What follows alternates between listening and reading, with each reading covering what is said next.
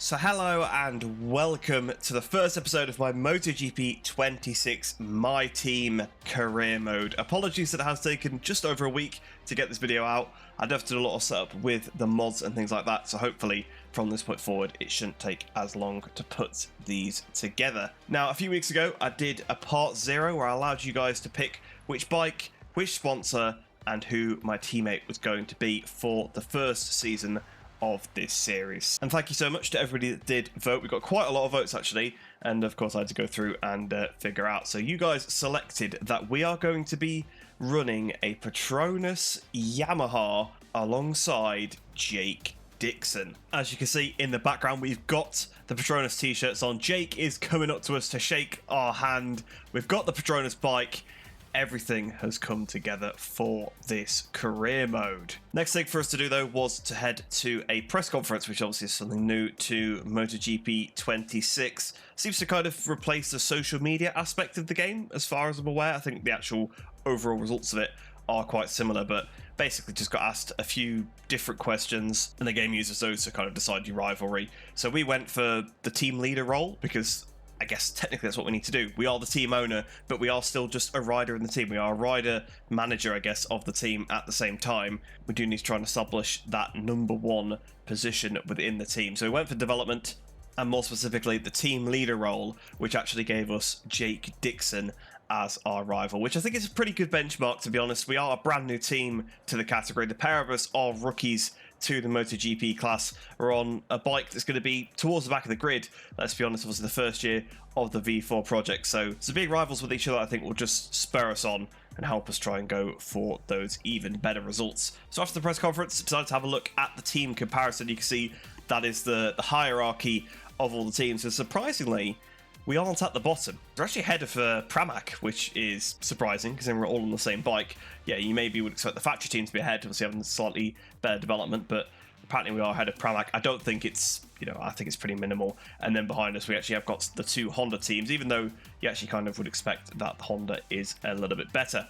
Next up then was pre-season, so we headed out onto the track for the very, very first time in this career, and very, very first time as a team as well, so I just thought I'd stick the little cutscene in there, and honestly, it was a really successful test. As you can see on the timer screens here, as we're fast forward to the end of the session, we've got 7/10 on the whole field, and I wasn't going for glory runs by any means. I was just trying to get up to speed. I was kind of using it as a little bit of extra prep for the race weekend. You can see I did about 9 laps there, so just kind of getting a bit of a groove. And yeah, we seem to have some really, really good pace. Now, don't want to get too carried away, of course. It is only pre-season testing, and we can't forget that the main objective of that is not the lap times. It is to actually pick the kind of configuration of bike that we want. So I decided to go for control fuel delivery and a little bit on handling and a little bit on stability, because it just will give a bit of a smoother power delivery and will help the bike overall, which at the moment I'm still struggling with, with the brakes and actually trying to get it down to the apex and things like that. So that was the reason why I went for that particular configuration. But finally, with all the preamble out the way, it was time to get into our first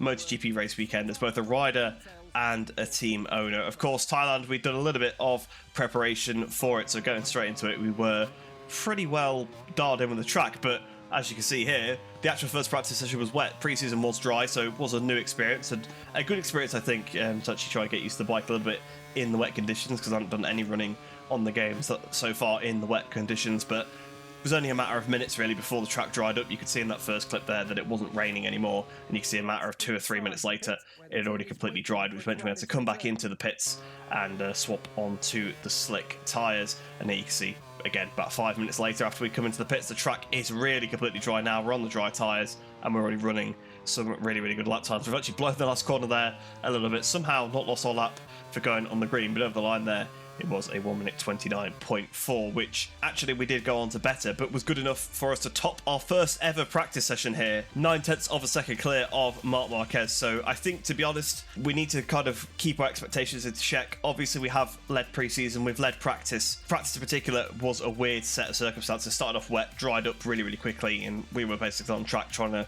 do some good quick lap times, whereas maybe the rest of the guys didn't really take the risk that we did maybe. So I don't want to get too excited, but of course, that doesn't mean we are straight through to Q2 for our first ever qualifying session. And joining the rest of us in that session actually will be Luca Marini and Digian Antonio, who went through Q1 we are actually the only Yamaha rider that got through as well. So to be honest, we have really kind of set the expectations a little bit high here. Like I say, we do need to keep them in check. We don't want to get too excited because things are definitely going to get tougher from here on out, because qualifying, we know that is when everybody brings their absolute A game. So we're actually onto the track here then in qualifying. You can see, look how bright, look how sunny it is compared to that practice clip from a little bit earlier on. I think this is my, I was going to say my first flying lap. You can see I'm at the moment on 1.9 seconds off of the top time. So I think it's my second flying lap. At the moment, similar pace to what we did in both testing and free practice. So at least we're pretty consistent, but a 27.4 for Marc Marquez, that's a lot quicker than we went earlier on. So towards the line, what did we do on our first lap? A 28.6, which, yeah, is a good way off. But again, we are a rookie. We're on a Yamaha. We're not going to be at the front fighting for the positions, and certainly not if we do things like that. Of course, I was pushing that a little bit harder just to try and get a bit of a better lap time, because at the minute we're 1.2 off the top time and ended up going down, unfortunately. I did go back out on the second bike, but I wasn't able to improve. So for the first race of this career mode, Marc Marquez is on pole position, actually ahead of the two factory KTMs. So Pedro Costa, not too much of a surprise, being up there in second place, but Brad Binder in third. Definitely a bit of shock to the system there. Fourth place, Pekka Bagnaia, and fifth for Bezzecchi.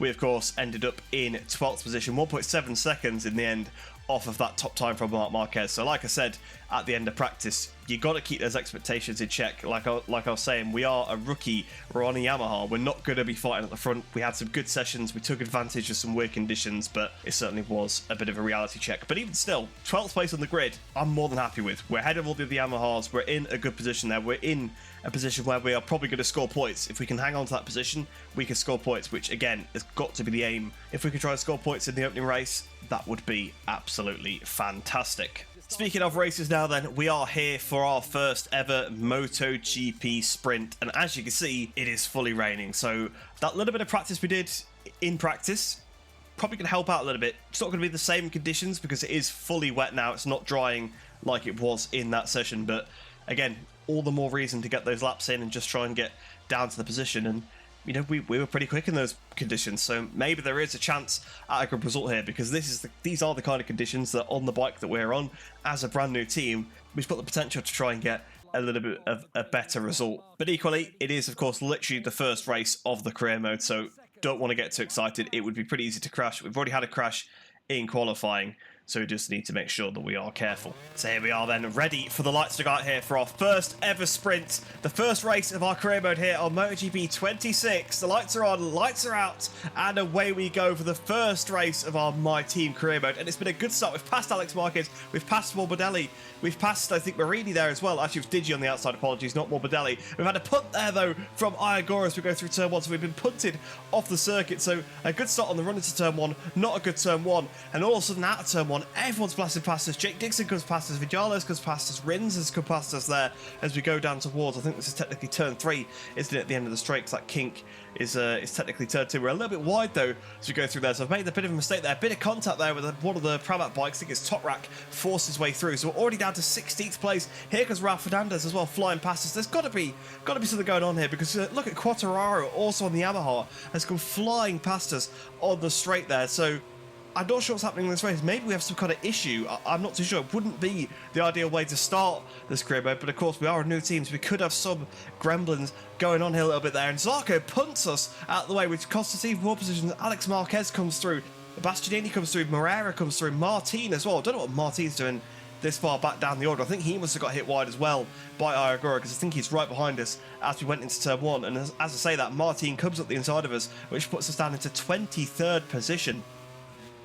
So we've gone from 12th to 23rd on the opening lap. There's a crash there, though, for one of the Pramac bikes. The other two Pramacs have come together, and I believe that's Top Rack. So Top Rack also making his rookie debut here in Thailand, and he is down and out, so he's not going to be too thrilled with that one, especially if he has come to blows with Jack Miller. We don't want that as part of the Yamaha fold. We want the Yamahas to be working together. We've got to make a big amount of steps here with the development. We've got to help each other out, and knocking each other off on lap 1 is really not the way to help that. But look at that. Look how much Martin has jumped away from us at that last corner, and look how much Mir has come flying past us. So I think, to be honest, we must have some kind of mechanical problem, some kind of electronics issue, something like that. It's just not working for us. Look at that again on the straight. So unfortunately, I think that's going to be any chance at us getting a competitive result in the sprint race out the window. So from the very back, to the very front. We've now got a bit of a battle going on lap 3 here between Marco Bezzecchi and Pedro Acosta over the second place. You can see Marquez is still holding the lead at the moment. Bezzecchi comes through at the inside. Marini is trying to stick his way through. I don't know how Luca Marini is up there battling for the podium, but fair play to him. Can Acosta try and come back at that Aprilia? No, he can't. And actually, Marini again was looking at the outside. Pedro tries to get on the inside. He's rattled both wide there. Marini comes through. Marini's through. Aldeguer's comes through on the inside of Bezzecchi as well. But Luca Marini, opportunistic. There goes Aldeguer out the inside of Acosta as well. So Acosta really has cost the pair of them through that high-speed left-hander. Bezzecchi, meanwhile, gets his way back past Acosta as well. So there is some proper hard battling going on here. And now cutting a few laps later, we've got Luca Marini all over the back of Marc Marquez. So not only is he taking second place, he now goes for the lead with 1 lap to go here. I can't believe it. There's a Honda leading this race. I know it's wet conditions, but wow, I did not expect to see that one today. Luca Marini taking the lead away from Marc Marquez. I'm sure Marini started near us on the grid, so he's had one hell of a run through the pack. It's not just these guys that he's gone past. He's just, the wet conditions are clearly working for Luca and that Honda underneath him, but that is some phenomenal result there if you could try and stay ahead of Marc Marquez. But onto the back straight here then. Marquez has got the slipstream. He's got the power of that Desmos Adichie GP26. He goes flying past Marini. Mirror signal maneuver back up into the lead. Marini comes back up the inside of him though. Marini actually kind of levers Marc out the way. So to be fair, Marini's got some aggression here. Marc's also got some though as he tries to hang it around the outside. They go elbow to elbow down this back straight. Marini's just trying to edge his way ahead, but Marquez demon on the brakes as we always see, and he retakes the lead. He's not messing around. He wants to start off his title defense in the perfect way possible, and we cut now to the very last corner of the sprint. Marini has pushed him all the way here, to be fair, but up towards the line, the first winner in this career mode is going to be Marc Marquez. Wins the Thailand GP sprint here, and cutting back to us then in last position. Look how far we are behind everybody else. You cannot see them at all. Like I say, we had some kind of electronic problem where we were losing just seconds on every single straight, which really was a shame and not the way I wanted to start off this career mode. Ordinarily, probably would have just pulled into the pits and retired, but it's our first ever race. We want to get both bikes over the line. I want to finish it as well as my first race as MotoGP rider, so yeah, we just hung it out to the finish there. And obviously, as you can see, Marc Marquez did win, then 2 tenths ahead of Luca Marini in second. Pedro Acosta rounded off that sprint podium. As we scroll down the list just to look at the rest of the positions, you can see, look, I was 26 seconds off the lead, 15 seconds behind the nearest rider. So we had some massive problem. We kind of started to get on top of it a little bit towards the end, but you can see even my fastest lap was 1.1 off the next fastest. So yeah, there was nothing I could do, absolutely nothing I could do, and really not the way that we wanted to start. But even still, we kept it upright, we made it to the line, and we've definitely got some important data for the main race. Speaking of which, we are here for Grand Prix Sunday then for the Thai GP, our first Grand Prix now as a MotoGP rider and team.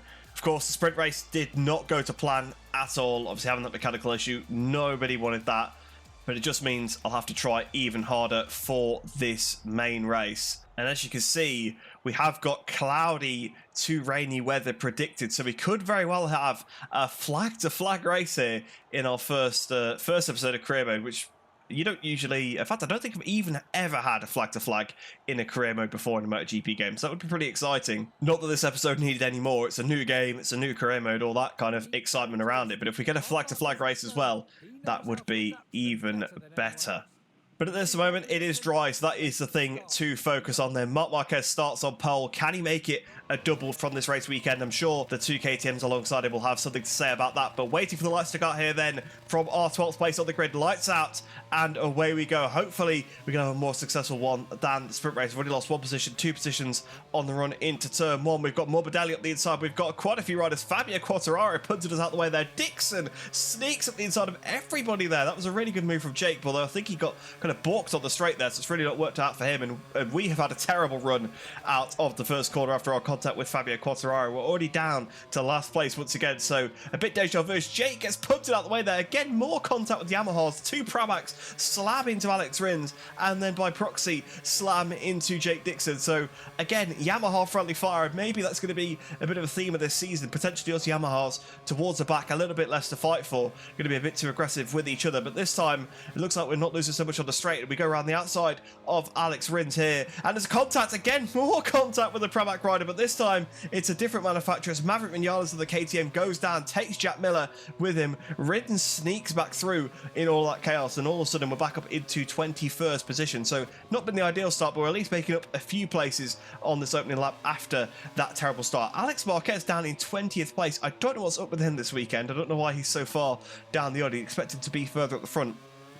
So with Gian Antonio, who seems to be just ahead of him as well. And more contact between the AI top rack getting involved. Obviously, he only did a few corners in a sprint race earlier on, so he'll be even more excited than I am going into this one. And we're going up the inside of Alex Marquez, up the inside of, I think, Gian Antonio on the outside there, up the inside as well of Ralph Hernandez. So we actually make up a few places out the last corner. Jake Dixon again, all of a sudden, comes back at us down the main straight. Look at Ralph Hernandez into turn one there, brakes so deep. In fact, all the AI have braked pretty deep there.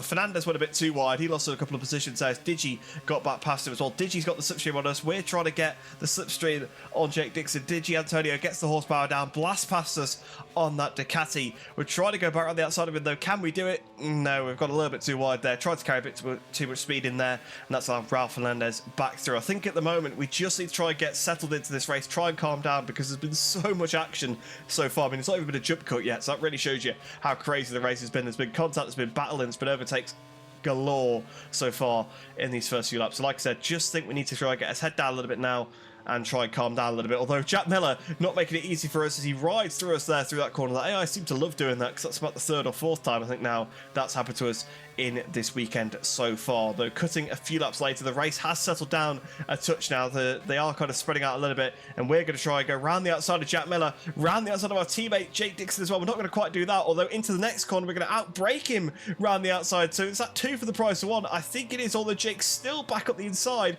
So we're battling so much with our teammates here. We're a bit kind of conflicted, because we don't want us both to go down, because that'll be one hefty repair bill for the team. But also, like I say earlier on in the video, we picked Jake as our rival, so we do need to beat him here, even if it is for 20th position, because it doesn't give out any points. It's all about getting that morale in the team, and through turn 1 we get one hell of a run. We take a much better line than Jake, although again it does seem like our bike's just a little bit down on power, even though that mechanical problem from the sprint race has been resolved, because Jake really pulled on us there on the front straight. But up the inside we go on the brakes. Again, does seem to be our strength. We do seem to have a little bit over the AI on the brakes, although again Jake is coming back at us, so side by side with Jake Dixon for a lot more of this episode than I expected. I kind of hoped to be a little bit ahead of him, especially after qualifying, but yeah, once again Jake comes back past us. But again, into this fast left-hander where we went around the outside of Miller a couple of laps ago, we find our way through, and we are finally up into 20th position. Cutting to the front of the pack, then we have got Marco Bezzecchi at the moment leading. So Marquez not quite having it his own way, because he's not even in second place, because it's actually Bagnaia, the other factory Ducati, in second, and actually Acosta in third. So yeah, a little bit of a switch around from the sprint. Obviously, no Luca Marini to be seen this time, because of course he was kind of there by proxy of the conditions. But Bezzecchi kind of picking up the mantle out how he has in real life here on this 6th lap, just getting to the front and trying to pull away. A lap later then, we have pulled away now from Jake Dixon. You can see he's now second gap back to him. We're closing back up once again to another Yamaha rider of Alex Rins. We're going to try that same move around the outside. We do carry the quarter speed into the corner pretty well, obviously by braking late, but by giving the other rider the inside, it just allows them to try and come back a little bit more at us. But you can see now there's some rain coming down, there's some spray coming off of Alex Rins' tyres. I'm going to ignore the fact that it's clearly not raining heavy enough for there to be to be spray. I'm not sure what's happening in the game there, but you can see now cutting onto the next lap, lap 8, it is properly raining heavy. So we kind of thought the flag to flag would come, and it does seem like it probably will. And once again, that same move that we did on Jake Dixon at turn 1, the AI do seem to kind of blow that corner a little bit, and you could just try and cut back up the inside of them and find your way through, and that seems to have put us up into to P19 then. So next target is Ralph Fernandez on that Aprilia. Then Digi, again, another rider really underperforming there in 17th place. A little bit up the road from us though is this battle here, Luca Marini and Franco Morbidelli, again into this fast left-hander, a corner where we've been making a few passes so far. Marini goes down, he takes Morbidelli with him, so it really does look like now the rain is coming too heavy, the guys on the slicks are starting to fall, and as we say that, the white flag does come out here at the end of the lap, and we die for the pits, make a bit of a hash of it, to be honest. That was a really poor pit entrance, but we're now here going into the pits. We've tried to gamble early. I mean, we're pretty far down the order, so it's worth taking a bit of a gamble, and I saw those guys crash because they were not too far in front of me, so seeing them crash on those slick tyres kind of put me off a little bit, and it seems a bit of a Yamaha parade once again as we come into the pits. It's myself and Jake, along with I think Jack Miller. So if you pitted on the same lap as Jack Miller, you're probably doing something right. He's usually pretty good in these flag-to-flag mixed conditions races. This could be one of those absolute master strokes. It could be an opportunity for us to gain a lot of positions on the other guys, because if they stay out for another lap, and it's really treacherous on those dry tyres, we could gain quite a bit. And also if there's some more crashes as well, we could gain some more positions, because we've already seen Marini go down and take Morbidelli with him. So it's so easy. If you don't even make a mistake yourself, if another rider makes a mistake, they can collect another AI with them. Cutting a little bit further then round the lap, you can see the rain is so heavy now. We're actually back on the POV, but we run wide, we make a mistake. Jack comes back up the inside of us. More contact with Jack Miller at that very same corner. He forced his way through, so back down to P21 for us. But yeah, it was a bit of a clumsy mistake there to give that one away. Like I said, there is a good opportunity for a good position. The leaders now come in though, a lap late. You can see Bezzecchi is the one that actually takes the initiative and leads everybody in, of course being the leader on the circuit. But everybody, I don't think anyone stayed out this time. I think everyone has poured into the pits, and as we approach the pit lane exit here with Bezzecchi, you can see he's got quite a big lead now, so he's gained pretty massively from this, despite actually staying out that extra lap. I think the extra bit of lead that he had over the other riders kind of allowed him to not be held too much in the pits, and that was another problem, another reason why I kind of wanted to go in that lap early, because you can easily get stuck here with other bikes coming past you. So it was another opportunity to try and gain a little bit of time. At the end of that lap though, at the same time as all those guys are coming in, we blast our way past Jack Miller, so finally looks like we're having a little bit of straight line speed now in these heavy rain conditions. You can see the other guys are coming out. We come out just behind Alex Rins, so we have lost a little bit of ground actually. In terms of position, I think we might maybe have gained, I guess, with the crash that happened just before, but Alex Rins actually has got back ahead of us once again. A little bit further around that lap though, unfortunately, Alex Marquez clips a curb and goes down, which really does show you how treacherous these conditions are, because again, Alex Marquez is another phenomenal wet weather rider. But here we are, going up the side of Alex Rins into the last corner. That wasn't intentional at all. I think I just got our braking a bit wrong there, because you can see how late of a dive it was. So Rins immediately gets his position back, but once again, just like with Miller, we've got a bit of a better run out the last corner there, and through turn one we're going to do that kind of almost an infamous move for us now in this race. It's about the third time we've done that to a different rider. In fact, I think we did it to Rins earlier on already, so that's twice we've done that to Alex Rins. And again, you see we are just stretching a little bit on the straight now compared to Alex. It does seem like we finally have got the bike singing a little bit better now. We've jumped to the second bike, I guess, in this as well with that bike change. There's a couple of crashes there. Rins goes down, another rider went down. I think it's Bastianini ahead of us, so that now puts us up into 16th place, and Didier Antonio is right ahead of us for that point scoring position. So points are back on the card once again, and again we've just got that straight line speed. We actually go around the outside of Didier Antonio into turn one. We brake really deep there. Again, the brakes do seem to be our best friend so far in this career mode. Again, a little bit further around then, the next up we have Diogo Moreira, another rookie, making a mistake and going down, which now puts us up into 14th place. So we're really on to 2 points now, and we go flying past Ralph Fernandez. Mirror signal maneuver. You wouldn't expect to see a Yamaha flying past, and at this point I'd kind of figured out you could use the dry mapping still in a straight line to make some of these overtakes. That was obviously helping me out quite a bit. Another crash though on this final lap for Iagora, so that's going to be another position for us. But cutting back to the front once again, we've got Marco Bezzecchi. Look at the lead he has as he comes out of this final corner. Again, like he has done in real life so far, dominating the main race, taking that position away from Marc Marquez, and I'm assuming with that the championship lead. Cutting back to us though, Top Rack is cutting the corners as well, so another rookie ahead of us. I'm not sure what he was doing through that corner and how he thought he was going to get away with that one, but into the last corner we go. We're right on the back of him